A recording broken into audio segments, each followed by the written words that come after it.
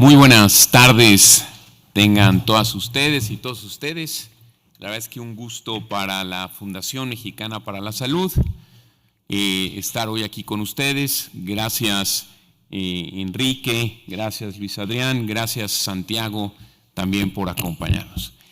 A nombre del presidente de la Fundación Mexicana para la Salud, el doctor Raúl Carrillo Esper, tuvo un imprevisto, se disculpa, pero pues es un gusto y le agradecemos mucho que nos preste la sede de la Academia Nacional de Medicina para compartir con ustedes el estudio, precisamente el paciente digital, en esta nueva versión. Y nos da mucho gusto tener el auditorio lleno con todas y todos ustedes. La verdad es que tenemos, ¿cuántos años haciéndolo? Desde 2022. Desde 2022, 4 años haciendo el estudio. La verdad es que los últimos días que lo revisamos y compartimos los datos, pues hay avances interesantes, se van a entretener. Como siempre, la idea es seguir entendiendo lo que está pasando en materia de salud digital. En este año, y lo van a ver en las láminas cuando lo presentemos, pues hay una vida nueva a raíz de la discusión de inteligencia artificial, y sí hay unos highlights en ese capítulo interesantes. Y como siempre, tanto con Santiago como con Enrique como conmigo, podemos después tener discusiones posteriores y también la data en los sitios disponible para ustedes. Entonces, muy buenas tardes otra vez y sean todas bienvenidas y bienvenidos. Y te paso la palabra, Enrique.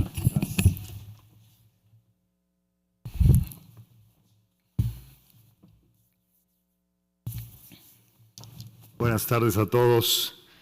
Gracias, Héctor Valle, por esta sesión y además por siempre apoyar, conocer más de cómo se comportan pues, los principales personajes que tienen que ver con los temas de salud, el médico, por supuesto el paciente.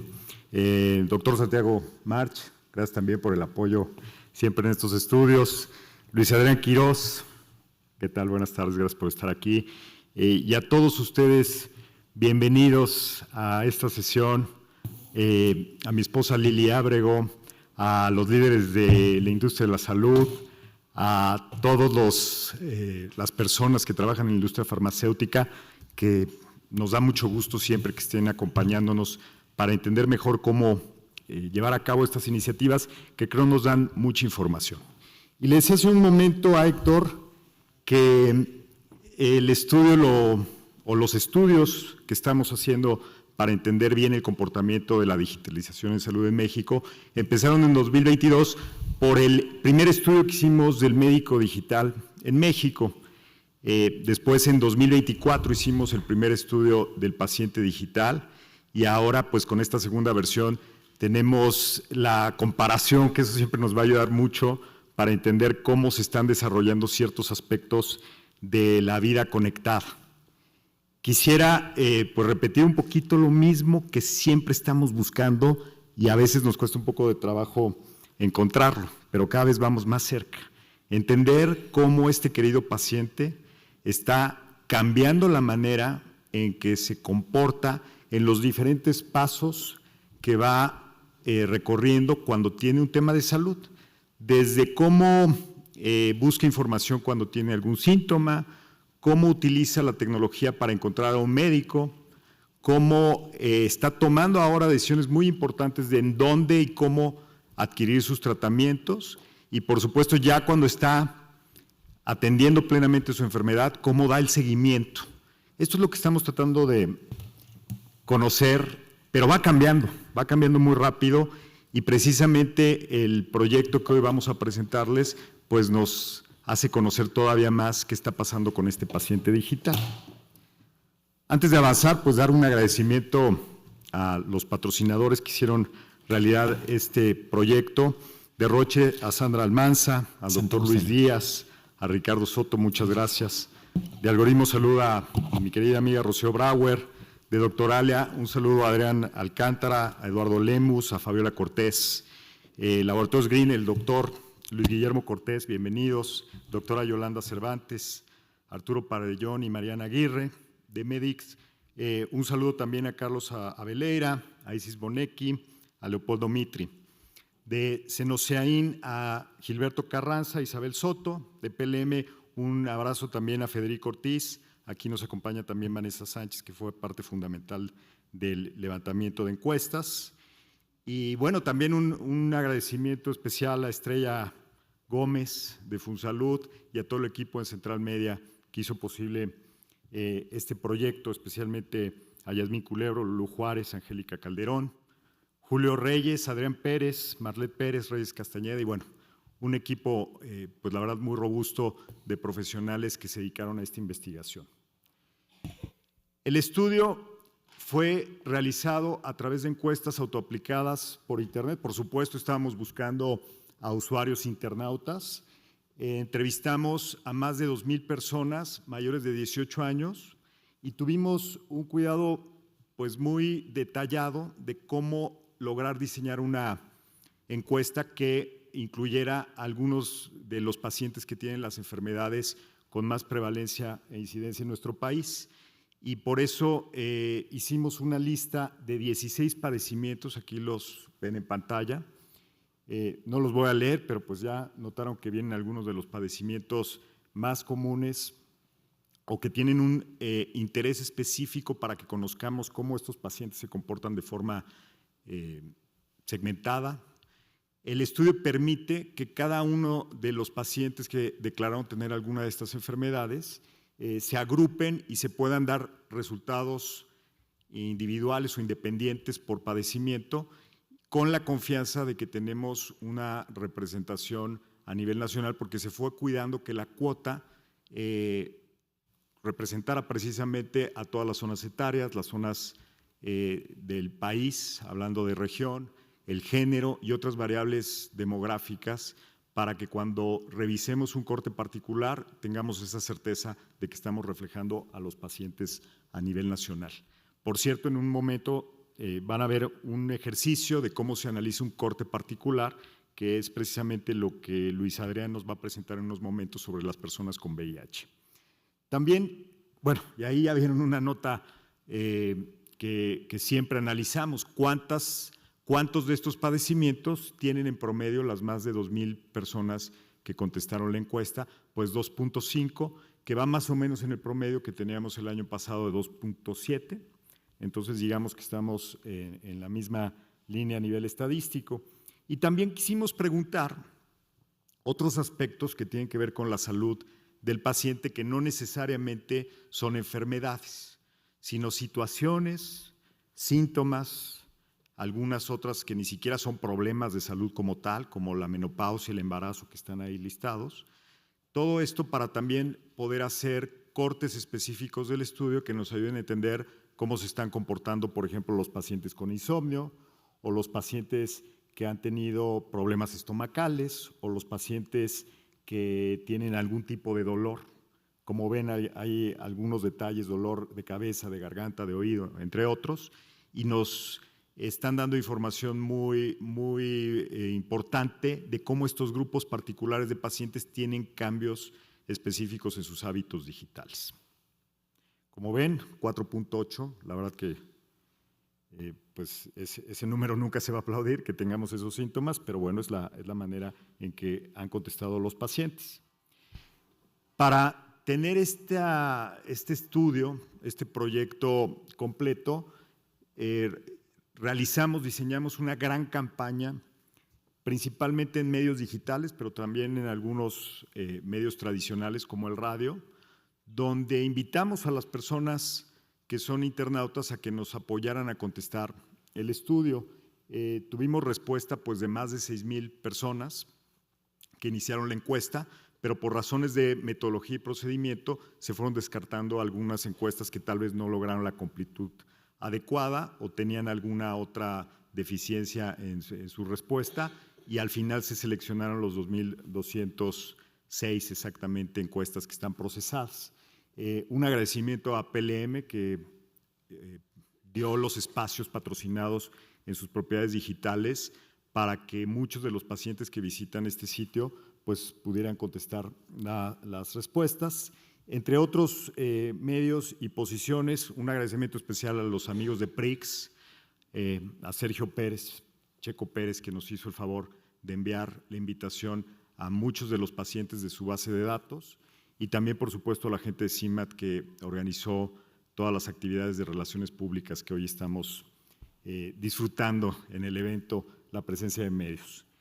Y un agradecimiento especial, porque esto sí es único y no lo habíamos realizado en los estudios pasados, a médicos influencers, médicos y profesionales de la salud también, que nos apoyaron a difundir el mensaje, que hicieron piezas principalmente de video para invitar a otras personas a que contestaran el estudio.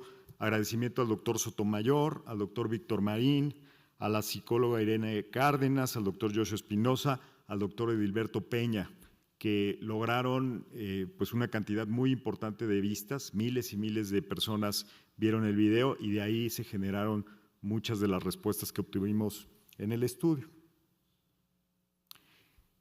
El estudio está siguiendo una lógica de capítulos o temáticas que ya traíamos en la versión de 2024, precisamente para lograr dos objetivos: poder hacer algunas comparaciones de cómo hemos avanzado, cómo ha cambiado alguno de los aspectos de las decisiones que toma en Internet este paciente, pero también con la oportunidad de profundizar en algunos temas que por situaciones de contexto o también por el propio análisis que ya hemos realizado del estudio anterior y también de otros estudios como el de Médico Digital, pues quisimos profundizar.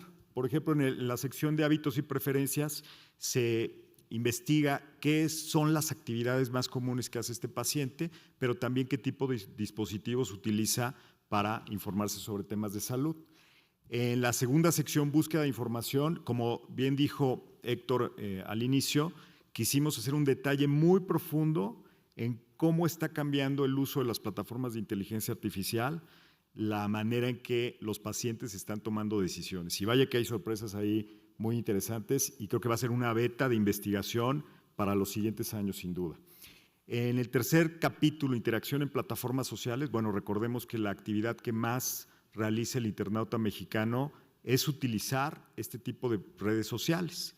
Por lo tanto, tiene una importancia, me atrevo a decir, superior cuando hacemos el análisis de cómo se comporta el paciente digital. Y ahí quisimos hacer un detalle en el fenómeno de los creadores de contenido en salud, algunos médicos, otros profesionales también que hacen contenido, cómo están realmente influenciando a las personas y de qué manera están ayudándonos o no a tomar decisiones de salud. Eso es parte de lo que estamos analizando. El cuarto capítulo, relación con los profesionales de la salud, dónde los buscan, cómo se comunican con ellos. El quinto, economía digital y comercio electrónico, que ahí también les quiero adelantar que hicimos un detalle, creo, de los más importantes que se han realizado con relación al comercio electrónico de la categoría, especialmente con relación a la venta de medicamentos a través de medios digitales. Hay muchas nuevas preguntas que se hicieron en esta sección, vamos a recorrer algunas, pero sí quiero comentarles que hay mucho más detalle. ¿Dónde compran? Hablando de categorías de tipos de tiendas en línea, marketplaces, autoservicios, farmacias, por supuesto, pero qué tipo de producto están definiendo que prefieren comprar en uno u otro canal y también cuáles son los motivadores que los impulsan a hacer esta transformación en la manera en que tradicionalmente compramos la categoría salud. Hay aspectos muy interesantes en esta sección. Y por último, cómo estamos adquiriendo productos y servicios de la mezcla entre la salud y la tecnología. Para nosotros esta sección a veces también se trata de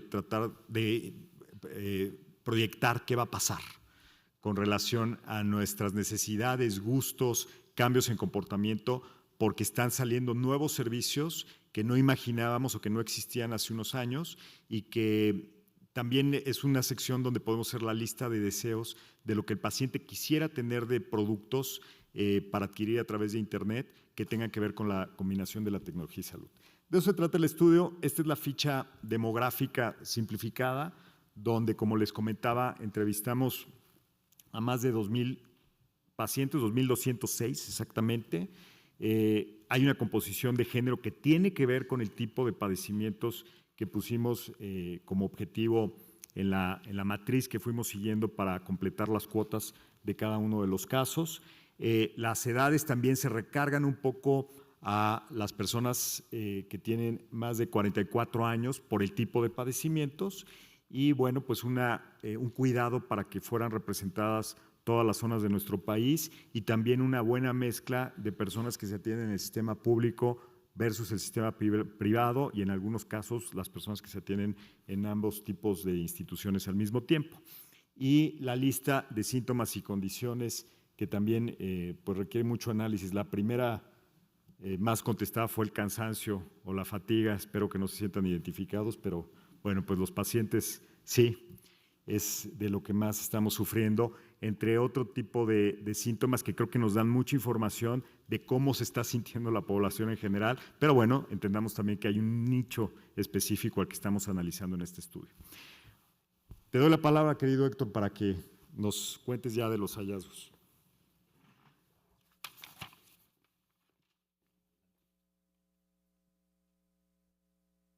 Muchísimas gracias, Enrique, y otra vez gracias a todas y a todos ustedes y también a todos los que nos apoyan para hacer el estudio realidad.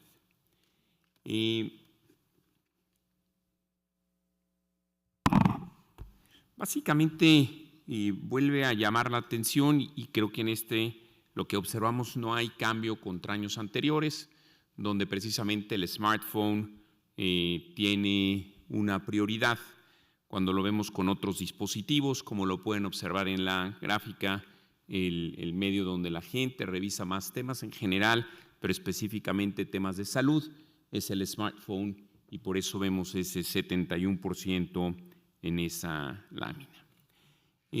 Cuando hacemos el análisis de qué estamos usando como pacientes para ver los temas de salud y ahí comparados con actividades digitales en general, vemos cómo los buscadores son los que tienen la mayor preponderancia. Es importante, y lo vamos a ver, que sí hay incremento en algunos de los diferentes áreas que estamos analizando. Hay incrementos contra el año pasado en temas que tienen que ver con redes sociales, también tema que tiene que ver con compra en línea, que también hay un incremento contra años anteriores. Sobre la información, esto nos parece muy interesante. Ya lo discutimos con la gente del ecosistema de salud, precisamente esto primero, que es que con tanta frecuencia se está haciendo búsquedas en línea y como ustedes pueden observar, 41% de los encuestados nos dicen que lo están haciendo de manera frecuente. Para nosotros frecuente lo clasificamos bajo estos tres temas, ya sea todos los días, varias veces por semana o una vez por semana. Entonces sí hay un uso constante del paciente o de personas cursando algún síntoma, viendo precisamente temas de salud de manera digital. Probablemente este es de los que más nos impactó, el crecimiento de plataformas de inteligencia artificial, sobre todo por el tiempo que tenemos, digamos, todas y todos nosotros en contacto con la inteligencia artificial ya de manera abierta, digamos, uso para todos. Y bueno, ver este asalto de plataformas de inteligencia artificial que habían estado en 2024 en el 8º lugar y ahora verlo en el 3º, me parece que tiene la mayor de las relevancias, no solo para lo que ustedes hacen, digamos, los que están en la parte comercial, por supuesto para el área médica tiene una relevancia muy importante, y yo creo que para los médicos, en la primera discusión que tuvimos en la fundación al ver los resultados cómo venían y discutirlo con las doctoras y los doctores, ahí había un tema importante. Si ustedes recuerdan cómo ha sido la evolución de cuando no teníamos acceso a Internet y cómo el personal de salud se enfrentó a la población en la medida que iba conociendo cada vez más a través de Internet, pues era un reto para el personal de salud. Bueno, creo que ahora esto le ofrece un reto mucho mayor cuando ustedes o yo podemos llegar, habiendo cruzado con plataformas de inteligencia artificial, diversos datos y datos que tienen que ver pues probablemente con los que más tienen datos, estudios genéticos, estudios clínicos de muchos años, los wearables disponibles de lo que hiciste en la semana o dejaste de hacer, o mediciones de hoy en la mañana, ¿no? Que pudiste haberte medido hoy, por ejemplo, orina o alguna otra prueba, y todo eso cruzado y llegando con la doctora o el doctor y diciéndole, yo creo que tengo esto, pasa esto, creo que va a tener implicaciones importantes en la relación médico-paciente y sobre todo para el personal de salud, de cómo lo va a trabajar y cómo se apoya realmente en la inteligencia artificial. Hicimos hace algunas semanas, meses, Santiago, me corregirás, pero una sesión acá sobre inteligencia artificial con el doctor Carrillo Esper. Y parte de la discusión era eso, ¿qué vamos a hacer? ¿No? ¿Y qué vamos a hacer y cómo lo trabajamos en todo el ecosistema? Y nos parece que es importante en la medida que se va a desarrollar más y ese rol de la inteligencia artificial que nosotros lo vemos desde la Fundación como un copiloto del personal de salud, ayudándole en la discusión o ayudándolo en la visión. Sobre todo cuando reconocemos que el personal de salud pues, no necesariamente sabe absolutamente todo, ¿no? Y cuando lo pones o lo retas al personal en materia, por ejemplo, de genética o de algunas otras cosas, pues, se complica para un médico general o un médico que no tiene una formación especializada en un tema o el otro. Entonces creo que esto ofrece un reto importante para el personal y seguramente pueden estar ciertas y ciertos que es una discusión importante nosotros con las universidades para decir, pues tienes que formar a los médicos, a las doctoras de una manera pues, probablemente diferente para el uso de las nuevas tecnologías. ¿Cuáles son las plataformas más usadas en materia de inteligencia artificial?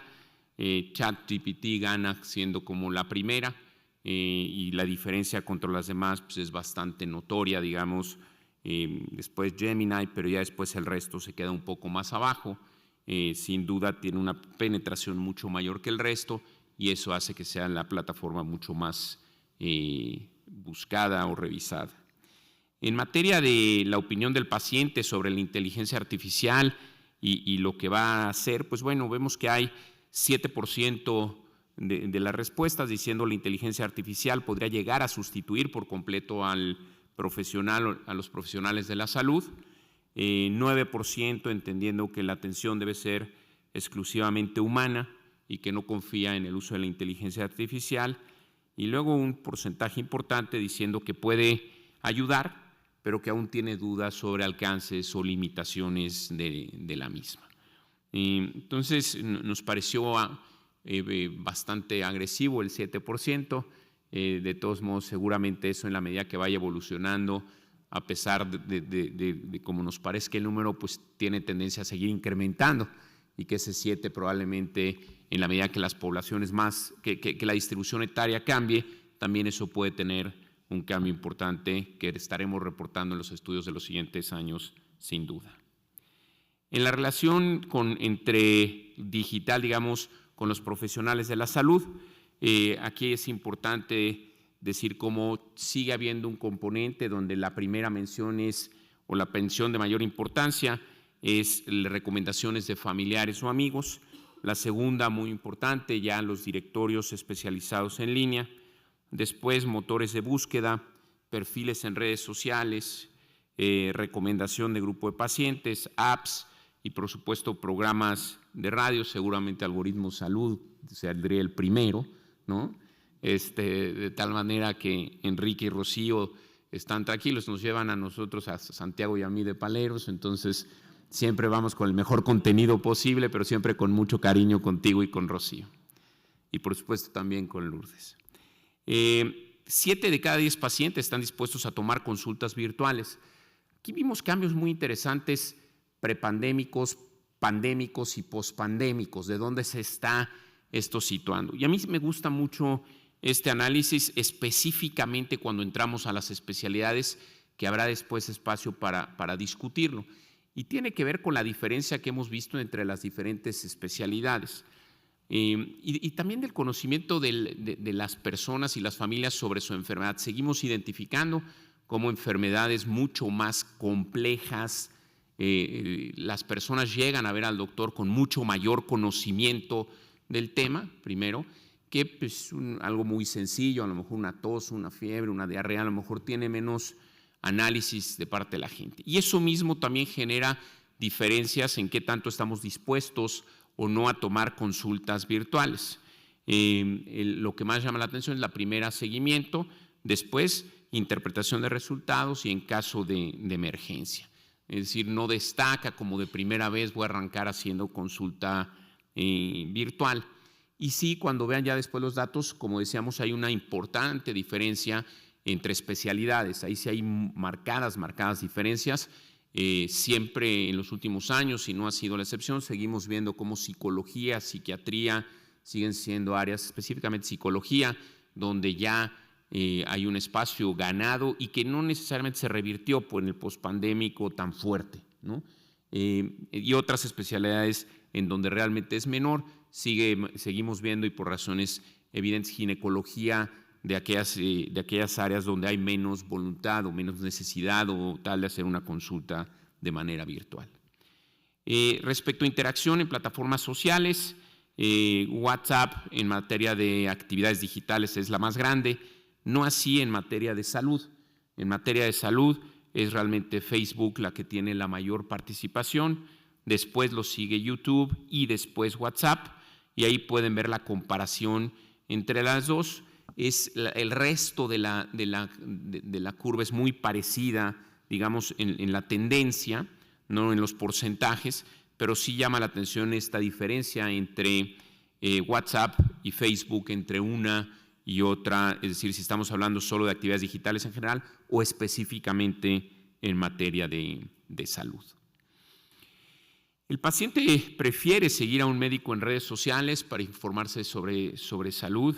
Vemos que hay un porcentaje importante de médicos, ese 61 que llama ahí, la atención, comparado con perfiles de noticias, con instituciones gubernamentales, que en los últimos años hemos visto una caída en donde la gente ve algo de gobierno y tiende a dejarlo de lado. El nutriólogo de manera importante, y después así consecutivamente psicólogos, laboratorios de análisis clínico, los perfiles de clínicas específicas o después los coaches en materia de salud. Aquí hay un cambio que nos parece importante entre el año pasado y es cómo se califica o cómo los pacientes ven que está la información que existe en redes sociales. Si ustedes ven, el año pasado 46% decía que la mayoría era verdadera. Hay una caída, digamos, hacia ese 43%, y después del lado izquierdo de la gráfica, el 6% de la mayoría falsa, totalmente o casi todo falso, ese 10% que hay en 2025. Entonces hay una ponderación diferente del año pasado, en donde de alguna manera esta parte de la mayoría falsa superó bastante contra el año pasado como porcentaje. Después sigue el ver el contenido sobre salud en redes sociales y cómo esto influye realmente en la intención o no de acudir a un médico. Y nos llama positivamente la atención. Nos gusta desde la fundación, y tengo certeza que en la academia también, el impulsar a buscar activamente la atención de un profesional y el motivar a consultar una consulta, ¿no? Entonces eso nos parece como algo positivo, que siempre haya la claridad de que lo estás viendo en redes sociales, pero tienes que acudir a un médico, y seguiremos en la fundación sin duda fomentando eso y apoyando un mensaje de que siempre se vea al personal especializado en salud. En e-commerce hay muchísima información de lo que tenemos en e-commerce, solo algunas láminas hoy al respecto. La primera, 8 de cada 10 pacientes compran en línea ya productos en salud, es un incremento también contra el pasado, y lo primero son las farmacias en línea, en segundo los marketplaces, después el e-commerce de los autoservicios, y después tiendas de los laboratorios. Como ustedes saben, varios de los laboratorios que han desarrollado sus propias tiendas están en cuarto, después las plataformas de delivery, y por último los e-commerce de las tiendas departamentales. La calificación que brindan los pacientes a estos canales, las farmacias en línea, como era esperarse, salen los mejor evaluados, y después los marketplaces de la misma manera, y el resto hacia abajo. Probablemente en esta materia lo que más nos llamó, y por eso la intención de Enrique, de Santiago y mía de presentar la siguiente lámina, es las ventajas y desventajas sobre la compra en línea. y tiene que ver más con las desventajas, la atención de verlo aquí. En el caso de las ventajas, la entrega a domicilio que sea gratuita, el ahorro en tiempo, las promociones y los descuentos, que es más fácil comprar. Eso es una mejora contra años anteriores, donde todavía había algunos retos en la compra en línea que eran mayores.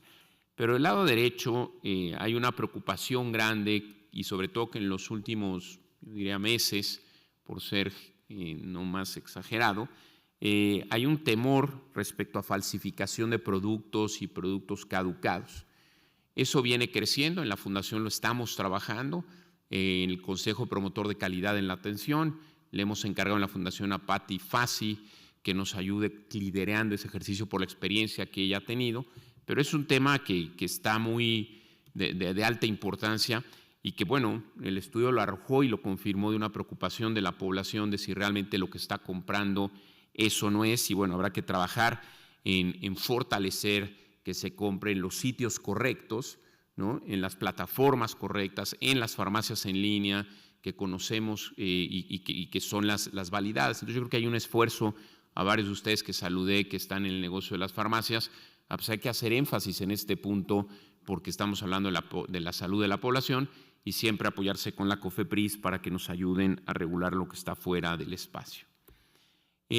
Sobre seguimiento de padecimientos y qué es lo que estamos usando de tecnología, primero específicamente los seguidores de pasos o los contadores de pasos es el que llama más la atención. Hay algunos que recuperaron espacio. En años pasados nos había asustado mucho el ver pacientes hipertensos que no se tomaban nunca la presión, o diabéticos que nunca se tomaban la medición de la glucosa. En este sí observamos alguna mejoría contra años anteriores, y estamos claros que esto en los wearables va a seguir creciendo. Probablemente el tema de sueño, por las aplicaciones últimas, creció también bastante contra otros años, pero me parece que es interesante acompañar que sí el paciente, las y los pacientes están dando seguimiento a través de este tipo de dispositivos.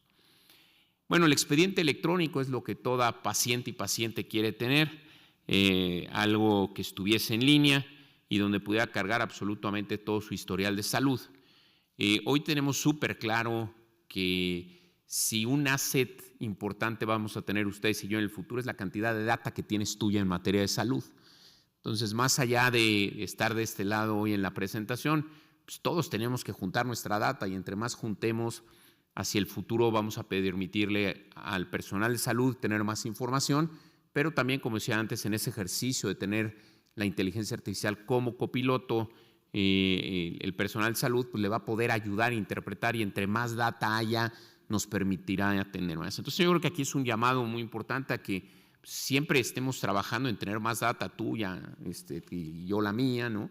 Siempre con el cuidado que hay que tener, pero pues esa necesita de algún modelo de expediente para que lo tengas. En el evento, cuando discutimos inteligencia artificial en salud, yo reté, y creo que aquí va a haber cambios hacia adelante. Creo que el expediente clínico como lo conocemos tenderá a cambiar. Creo que el expediente clínico, en la mente de lo que nosotros veíamos como expediente clínico, es un expediente concebido en el pasado. Y cuando digo concebido en el pasado, pues cuando la data era estructurada, ¿no? Y hoy en día la inteligencia artificial nos permite tomar data desestructurada. Y el tomar data desestructurada, en la visión que nosotros tenemos, hará que sea la inteligencia artificial la que, a lo mejor sin necesidad del expediente clínico como lo concebíamos en el pasado, nos permita trabajar la data de la población en general. Gran parte de los problemas que existieron a lo largo de los años con los expedientes electrónicos pues es cómo los íbamos llenando de información. Y si ustedes recordarán, pasamos años en discusiones sobre lo que debería de tener o no el expediente, y después sobre la interoperabilidad del expediente. Y nosotros lo que pensamos es que es momento de hacer un leapfrog importante, es decir, cómo utilizamos la tecnología nueva para no atorarnos en esa concepción del expediente a lo mejor como era viejo. Y sé que cuando salgo de aquí, los que se dedican a vender expedientes electrónicos me odian. Yo lo que los invito es a que lo sigan evolucionando, y sé que varios de ustedes lo han hecho, y están trabajando con modelos muy robustos de inteligencia artificial y al contrario, los felicito a los que lo hacen así. Pero la verdad es que en el pasado ahí hay un reto muy importante y que como sociedad no lo hemos logrado resolver. Sobran ejemplos no solo en México sino en el mundo, entonces hay una tarea grande y la población lo está pidiendo. Ahí está el punto, bajo la concepción de un expediente clínico, pero creo que hay maneras nuevas de hacerlo. Después la consulta en línea, la suscripción a rutinas de ejercicio que sigue creciendo. Con eso acabo la parte que me corresponde y la verdad es que me da mucho gusto el que nos acompañe hoy Luis Adrián. Hablar de presentar los datos de pacientes y que no hubiera pacientes presentando su propia data, pues parecía un poco raro, ¿no? Ya nos habíamos equivocado en el pasado y el mismo Luis Adrián me habló y me jaló las orejas y dijo, pues yo creo que está mal hecho, y en reconocimiento a que tiene toda la razón, entonces la idea es que hoy nos acompañara él y presentar a él la data de pacientes con VIH. Como ustedes saben, Luis Adrián preside el grupo de pacientes con VIH en DBBB-IMSS y también hace una gran labor en favor de mexicanas y mexicanos más allá de VIH con otras muchas dolencias. Entonces, gracias por acompañarnos, bien merecido y tenías razón, por eso estás hoy aquí. Gracias.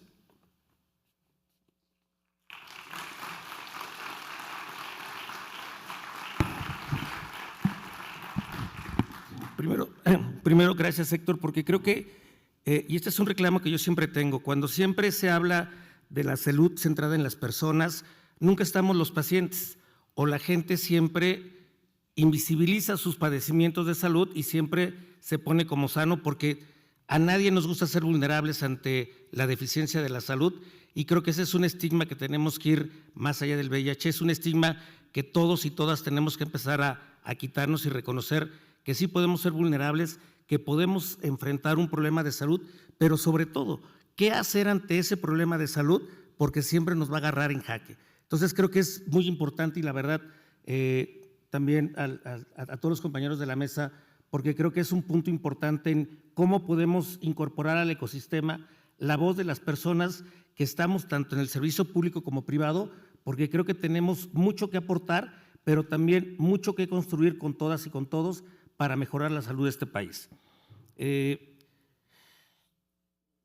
Luego me equivoco. Es muy interesante cuando nosotros nos invitaron a participar en difundir la encuesta, algo que nosotros quisimos hacer fue que no fuera en la Ciudad de México, sino empezamos nosotros a compartirla con todos los grupos que tenemos de WhatsApp, con muchas personas a nivel nacional, muchos de ellos que son derechohabientes del Seguro Social, otros que son de la Secretaría de Salud, y que esa fue una parte que nos dejó buena la pandemia, que hoy estamos conectados con muchos pacientes a nivel nacional por grupos de WhatsApp muy específicos, y por ahí nosotros empezamos a difundir parte de esta encuesta.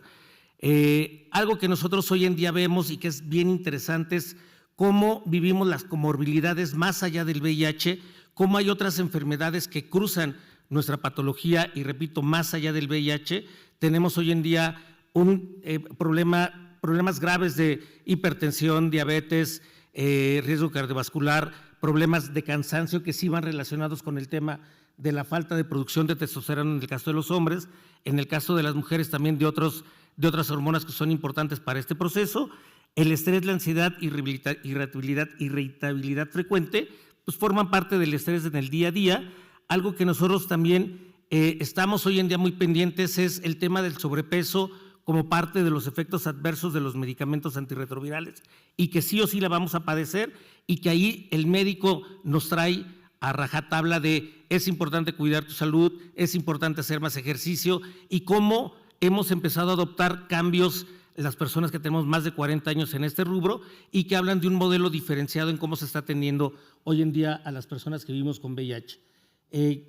Algo que nosotros siempre hemos dicho, el 93-97% de la atención médica en VIH siempre va a ser en la consulta pública. Es muy poquito las personas que compran sus medicamentos en la farmacia, de verdad es extremadamente poco. De ahí que nunca se va a encontrar un medicamento antirretroviral en ninguna farmacia del país, porque siempre tienen que ser pedidos en línea, porque si no, nunca se va a poder hacer. Y algo que sí nosotros hemos interactuado es cómo utilizamos todos estos medios digitales para vigilar el suministro de medicamento en las consultas públicas y de ahí que utilicemos siempre este tipo de de plataformas para poder garantizar la comunicación y apoyarnos entre todos para empezar a poner quejas o vigilar el suministro de medicamentos en el sistema de salud, que es un poco lo que también comentaba Héctor, cómo se utilizan los grupos de Facebook o de WhatsApp, que en el caso de las personas con VIH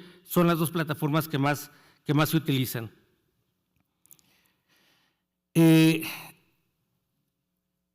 A raíz de la pandemia, un grupo de personas se empezó también a acostumbrar un poco a las consultas virtuales y eso nos ayudó y después lo pudimos medir aún mejor desde la parte de personas que vivimos con VIH cuando vino el tema de la emergencia de mpox, donde muchas personas hoy en día que llegan a tener mpox en el sistema público de salud utilizan parte de la telemedicina o la consulta virtual a través de FaceTime o de WhatsApp, y esto ha permitido mejorar drásticamente estos escenarios para que la persona se quedara en casa y no pudiera tener la oportunidad de acudir al servicio público, que podía ser bastante complicado por el riesgo que pudiera ejercer del tema de la transmisión del mpox, y esto ayudó muchísimo a tenerla presente ya como parte de un instrumento que puede generar múltiples acciones. Algo que también hemos visto después de la pandemia, el incremento de los problemas de salud mental ha sido muy recurrente. Desafortunadamente, los tiempos de espera en el servicio público son bastante complejos y muchos de nosotros adoptamos la incorporación de consultas virtuales con los especialistas de salud mental, y hoy en día es parte que muchos compañeros que vivimos con VIH utilizamos estos métodos para garantizar que en esta parte de la consulta privada que tenemos que pagar por fuera se puede utilizar ese tipo de instrumentos para mejorar esas acciones. Como les comentaba, muchos de nosotros utilizamos hoy en día relojes inteligentes para el control de la actividad física como parte de lo que ya les hacía referencia del control de los efectos adversos de los medicamentos. En VIH tenemos aproximadamente más de un 85% de la adherencia terapéutica. Y esto, hoy muchas personas están utilizando dispositivos para recordar que se tienen que tomar sus medicamentos, y esto ha sido muy interesante porque hemos generado lo que le llamo yo una adherencia adquirida. Los que debutamos con otras enfermedades como diabetes, hipertensión, daño renal, vamos a mejorar drásticamente el escenario de la adherencia terapéutica en esas enfermedades. ¿Por qué? Porque ya traemos un apego muy marcado desde siempre para garantizar que el virus esté controlado, y eso se lleva gracias al tener más del 83% de la adherencia terapéutica, que la tiene que medir sí o sí el médico tratante cada 6 meses. Entonces, ahí sí somos esclavos de esos procesos porque está de por medio de nuestra vida, y hoy en día podemos tener esa sobrevida. Rutinas del ejercicio y entrenamiento, cada vez nos vamos moviendo hacia ese lado. Monitoreo de la calidad del sueño es algo que también va repercutiendo por el estrés, por distintos tipos de preocupaciones y por algunos posibles efectos adversos a los medicamentos. Lo tenemos que estar dándole un seguimiento puntual, y obviamente el seguimiento al estado de ánimo, meditación y el bienestar emocional, que estamos incorporando de alguna manera mucho más rápido, y sobre todo las personas que tenemos más de 40 años por el tema del envejecimiento prematuro. Y que creo que esto nos ha ayudado a poder garantizar mejor calidad de vida a las personas que tenemos que vivimos con VIH. Algo que también hemos nosotros insistido mucho con los compañeros es no entrar a sitios donde la información pueda ser falsa, y desafortunadamente con VIH hay una tendencia, pero cada vez mayor, y algo que también hemos nosotros hecho incidencia para garantizar que los sitios del Sistema Nacional de Salud tengan información asertiva y que sea la primer fuente de información que tengan las personas para poder consultar estos procesos. El tema de las noticias de salud con VIH, cada 6 meses casi salen noticias nuevas, y muchas de las personas que vivimos con VIH también es parte de la fuente de información que llegan a veces a corroborar con el propio médico o con los grupos de personas en línea o los pocos grupos que todavía existen de manera presencial. Algo que sí siempre les decimos: utilicen los instrumentos que tienen hoy en día disponibles en aplicaciones digitales. Yo le comentaba ahorita a a Santiago que las personas que hoy vivimos con VIH y que estamos en el Seguro Social ya podemos consultar a través de la aplicación de IMSS Digital nuestros estudios de laboratorio. Y eso nos ha permitido también estar de una manera vigilando estrechamente las comorbilidades que pueden estar apareciendo, lo cual también estamos insistiendo para que las utilicen. Hoy estamos trabajando con la UNAM en un proyecto que es para prevenir el VIH y nos dábamos cuenta que los estudiantes en este país, a pesar de que tienen derecho a la seguridad social, no se inscriben en el Seguro Social por ningún lado. Estamos utilizando la plataforma de IMSS Digital para que puedan inscribirse al Seguro Social, puedan tener los datos de su carnet y así poder entrar a esta parte del carnet y poder acceder a este método de prevención. Y algo, lo que les comentaba también, algo que nosotros utilizamos mucho es este intercambio en línea con los pacientes para vigilar muchos de los procesos, para garantizar que tengan citas médicas, para que no tengan desabasto, y creo que es muy importante empezar a corroborar con otras enfermedades y cómo podemos ir avanzando para mejorar nuestro sistema de salud. Por mi parte es todo. Santiago, por favor.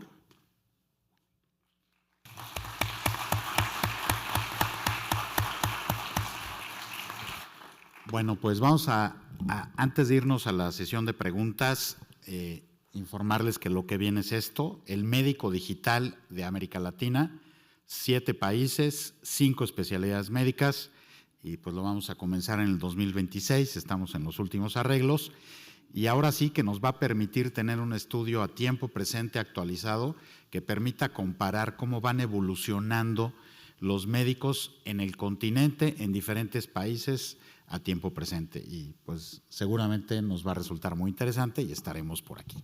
Así que hemos llegado al tiempo de preguntas. Si alguien tiene algún comentario, ahí está el micrófono, o si quieran hacer alguna pregunta específica del estudio, por favor.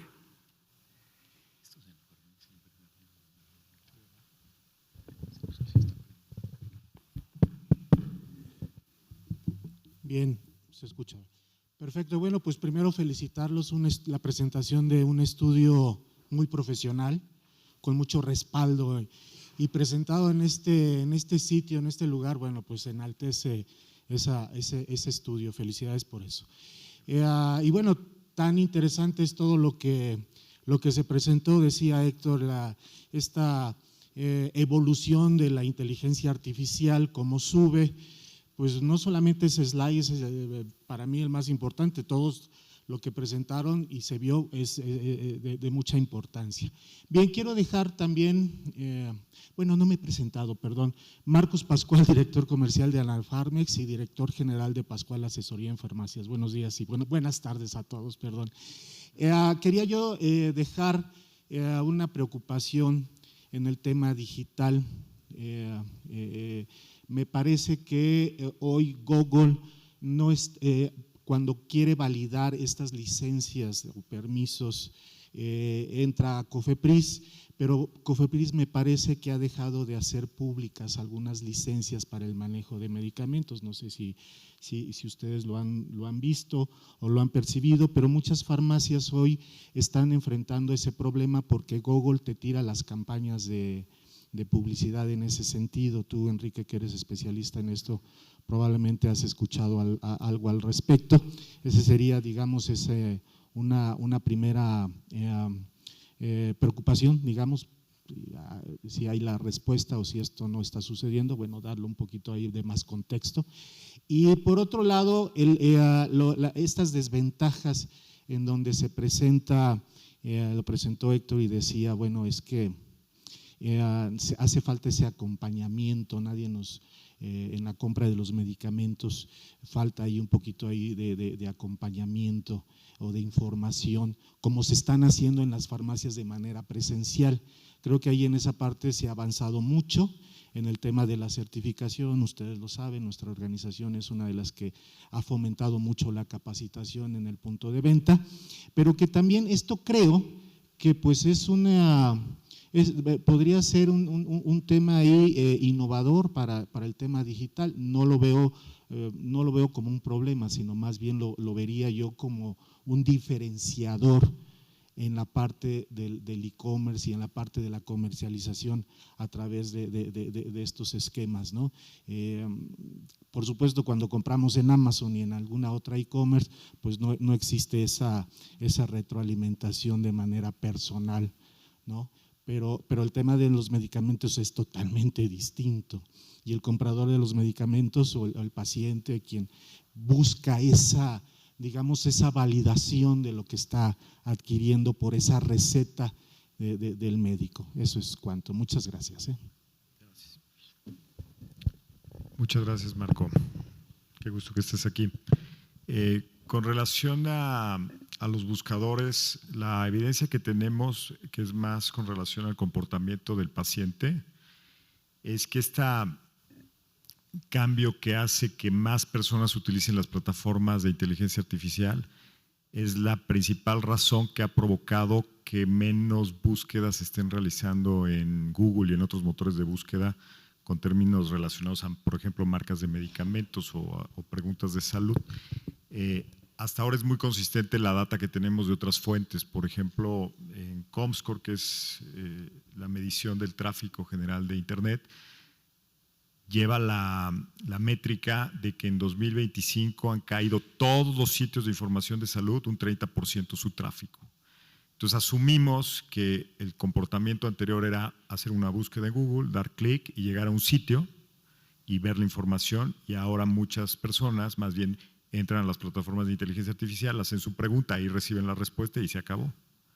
Y ya no están profundizando esas visitas que antes observábamos a los sitios de salud. Entonces, esa sería la principal razón. Todos los otros temas sin duda son importantes de atender, pero no considero que hagan una afectación en los hábitos del paciente como tal. Y con relación al apunte que hiciste sobre el acompañamiento que podemos necesitar los pacientes cuando compramos salud, yo creo que hay algunas farmacias que sí lo están ofreciendo, que están ofreciendo contactos a través de WhatsApp, chatbots, inclusive algunas conferencias ya en video con algún dependiente o con algún profesional de la salud, y esto es una señal de que si eso se supera puede provocar que más personas compren en línea medicamentos, pero estoy seguro que el camino está abierto para que cada año crezca el número de compradores de la categoría. Lo estamos notando ya de una manera muy evidente en todos los estudios que estamos comparando que hablan de venta en línea en general de productos en retail, y no creo que se vaya a detener. Más bien, yo creo que los canales que hagan mejor este trabajo, como lo comentaste, serán los favorecidos porque precisamente está iniciando la disrupción en la compra de productos de salud, específicamente de medicamentos, y lo que estamos notando es que no hay un ganador evidente ni en categoría ni en marca. Entonces es momento de que el que entregue el mejor servicio, pues seguramente se va a posicionar en unos años como un líder muy diferenciado de la manera en que estamos acostumbrados ahora a medir la forma en que compran las personas sus tratamientos. A mí también me gustaría agregar que a partir del sábado pasado, se los digo porque lo acabamos de encontrar, en ChatGPT, si tú tienes un agente personalizado, ya no puedes compartir información de salud. Si compartes un proyecto en una carpeta a un correo electrónico, ese es el único mecanismo que encontramos. Esto quiere decir que los doctores que antes estaban teniendo intercambio de información con sus pacientes a partir de un agente personalizado en ChatGPT y en los demás también, porque ya estuvimos buscando, ya no lo pueden hacer, por lo menos en México. ¿Alguna otra pregunta o comentario? Sí. Si puede dar su nombre, por favor. Hola, ¿qué tal? Mi nombre es Juan Leiva, vengo de Juli, una plataforma de expediente electrónico. Justamente creo que, primero, gracias, y estoy muy emocionado de que estemos aquí en este recinto, tantas personas que nos gusta la tecnología. Es muy emocionante ver a tantas caras que están en el ambiente de distintas empresas, pero creo que tenemos un reto muy similar nosotros y el ambiente médico, de que aún tenemos que agregar a más personas al ambiente digital. Justamente nosotros buscamos a más médicos que quieran digitalizarse y ese es uno de nuestros principales retos, a invitar al médico que comience a adaptar estas nuevas tecnologías. Nosotros damos charlas donde a veces tienen que ser muy básicas las charlas que tenemos sobre inteligencia artificial, porque aún está la comunidad médica adaptando poco a poco. Pero también creo que también del lado del paciente es poco a poco y va lenta el camino de la adaptación de la digitalización de su salud. Mi pregunta en concreto es ver cuál es el panorama de ustedes, qué es lo que buscan para impulsar este desarrollo de la digitalización, y nosotros que estamos de este lado, de la parte del desarrollo de software y de tecnología, ¿cómo creen que podríamos aportarlos para llegar a este camino? Gracias. ¿Quieres, Héctor?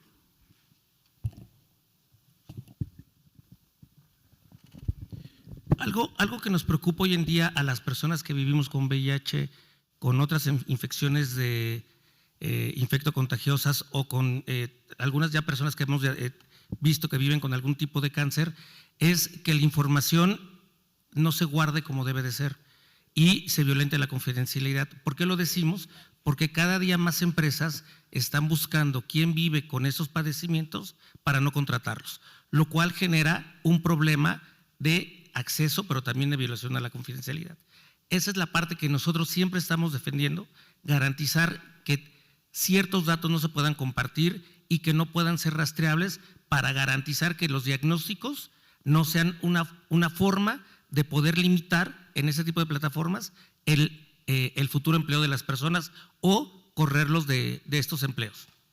Muchas gracias. Yo reforzaría con dos temas. El primero es que tenemos un diplomado de Inteligencia Artificial en Medicina, que es la Academia, la Facultad de Medicina y FunSalud. Entonces, ahí hay una herramienta poderosa. El próximo diplomado empieza en enero, la tercera semana de enero.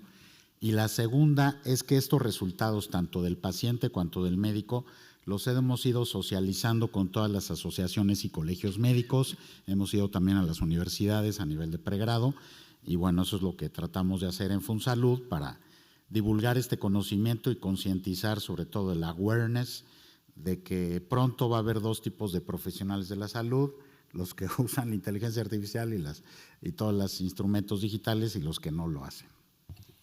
A ver, nosotros estamos completamente a favor de una transición mucho más acelerada hacia digital en general, por los beneficios que creemos que implica para la salud de la población. Entonces, en la Fundación van a encontrar un compromiso total de como sí, primero, ¿no? Siempre guardando mucho el tema que nos importa mucho de que la data sea cierta, de que haya certeza y que haya mucha ética en el manejo de la información.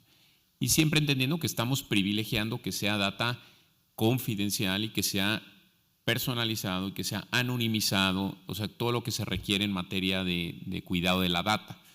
Pero van a encontrar en la Fundación un profundo compromiso. Y él tiene una razón. La razón es, México tiene brechas de acceso a salud y esas brechas de acceso a salud vienen dadas porque no hay personal de salud, en ocasiones en suficiencia, en ocasiones en las especialidades que se requiere y en las geografías que se requiere.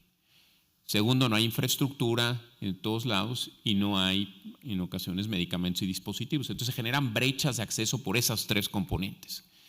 Para nosotros tenemos muy claro que la única manera que ayudemos a cerrar las brechas es acelerando modelos digitales.